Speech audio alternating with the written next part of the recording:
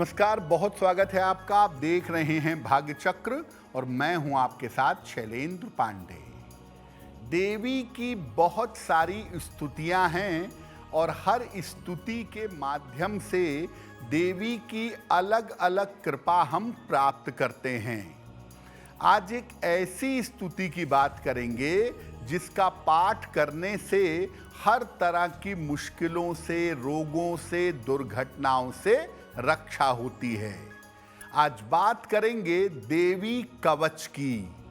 क्या है देवी कवच, क्या है इसकी महिमा और क्या है इसके पाठ का तरीका।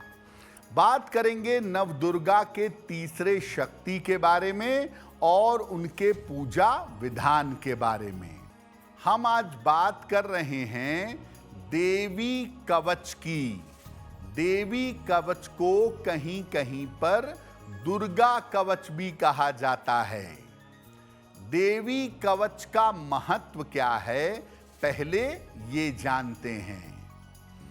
देखिए, देवी कवच का उपदेश ब्रह्मा जी ने श्री मार्कंडेय ऋषि को किया था। इस कवच में अपूर्व शक्ति मानी जाती है। ये कवच बहुत ज्यादा ताकतवर है। इसमें देवी के विभिन्न नामों और शक्तियों का उल्लेख किया गया है। देवी कवच के पाठ से व्यक्ति हर प्रकार से सुरक्षित हो जाता है। अकाल मृत्यु, तंत्र मंत्र, मुकदमा, इन सब बाधाओं से बचा रहता है। यहां तक कि देवी कवच के पाठ से मनचाही वस्तुओं की प्राप्ति भी होती है। वास्तव में देवी कवच आपकी जीवन में हर प्रकार से रक्षा करता है। रोगों से, बीमारियों से, दुर्घटनाओं से, शत्रुओं से, मुकदमों से रक्षा तो करता ही है, बिल्कुल वैसे ही जैसे युद्ध में कवच धारण करने से रक्षा होती है। लेकिन इसके अलावा देवी कवच का पाठ करने से जो मनचाही वस्तुएं हैं उनकी भी प्राप्ति होती है। देखिए, वैसे तो बहुत सारे भक्त हैं देवी के जो नियमित रूप से देवी कवच का पाठ करते हैं, कवच, कीलक और अर्गला का। लेकिन कुछ ऐसी दशाएं हैं जिसमें देवी कवच का पाठ जरूर करना चाहिए। वो कौन सी स्थितियां हैं? अगर स्वास्थ्य की समस्या निरंतर बनी रहती है, कोई ना कोई स्वास्थ्य की गड़बड़ी हमेशा आपके साथ बनी रहती है, तो देवी कवच का पाठ जरूर करिएगा। अगर एक से ज्यादा रोगों से परेशान हो, एक से ज्यादा बीमारियां आपको परेशान कर रही हों, कई तरह की बीमारियां हों, तो रोज देवी कवच का पाठ करना चाहिए।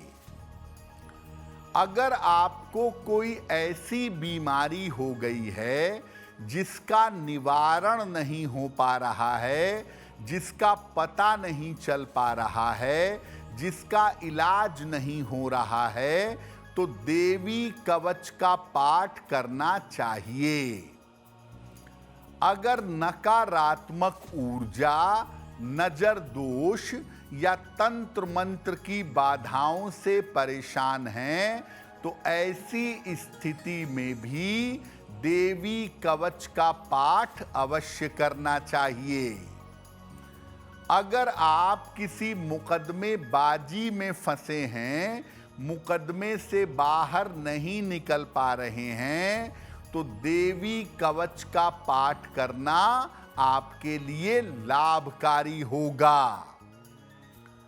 अगर आपको शत्रु और विरोधी लगातार नुकसान पहुंचाने का प्रयास कर रहे हों, शत्रु आपको नुकसान पहुंचाना चाहते हों, आपके लिए कठिनाई पैदा करना चाहते हों, तो देवी कवच का पाठ करना चाहिए। पहले ही आपको बताया कि जीवन में कितने भी कष्ट का समय हो, अगर आप देवी कवच का नियमित रूप से पाठ करें तो हर तरह की बाधा से, हर तरह की मुश्किल से सुरक्षित बने रहेंगे। अब ये जानते हैं कि देवी कवच का पाठ कैसे करेंगे और देवी कवच का प्रयोग कैसे करेंगे। देखिए, देवी कवच का पाठ आप नवरात्रि में भी कर सकते हैं और इसके अलावा दिनों में भी कर सकते हैं। रोज सवेरे या मध्य रात्रि में 11 बजे से 1 बजे के बीच में इसका पाठ करिएगा। देवी के सामने एक घी का दीपक जलाइएगा। अगर नवरात्रि में कर रहे हैं तो दीपक जल रहा होगा, वहां बैठिए।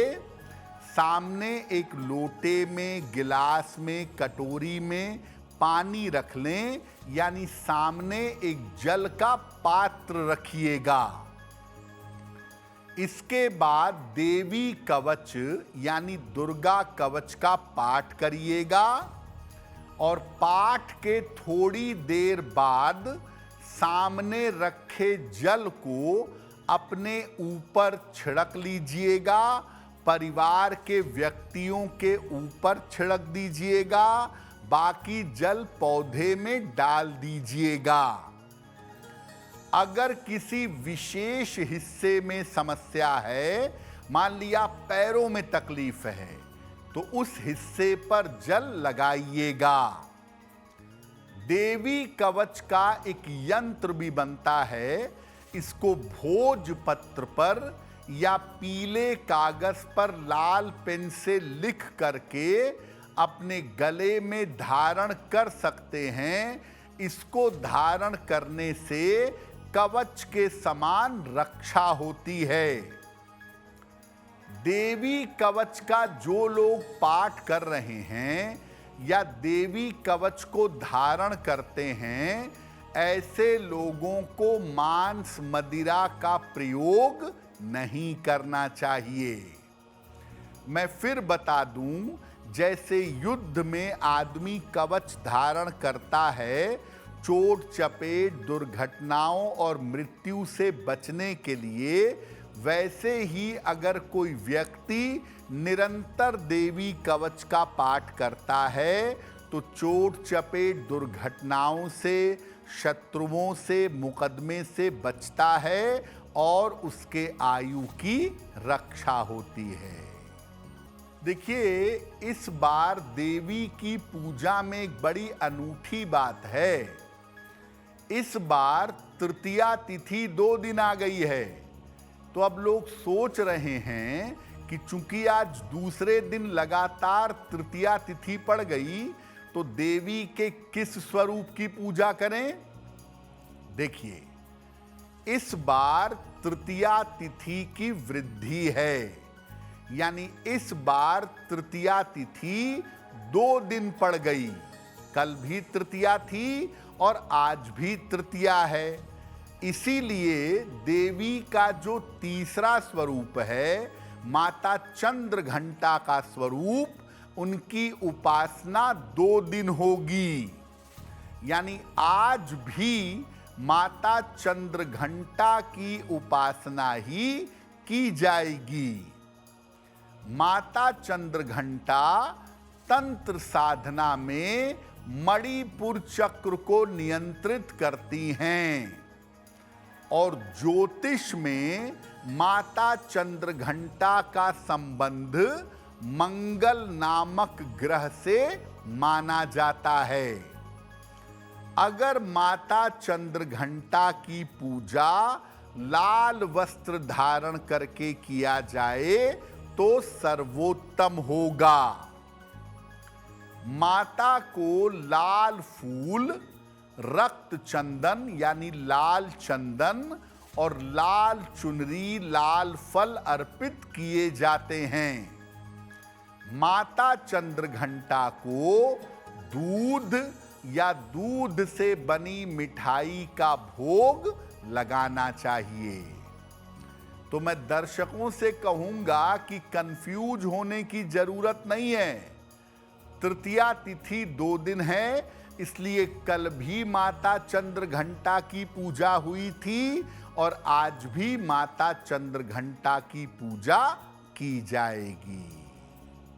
देखिए, मान लिया आपके घर में कोई व्यक्ति बहुत बीमार है और वो स्वयं देवी कवच का पाठ नहीं कर सकता, तो नियमित रूप से प्रातः काल या संध्या काल में उसके सर के पास बैठ करके देवी कवच का पाठ करके उसको सुनाइए।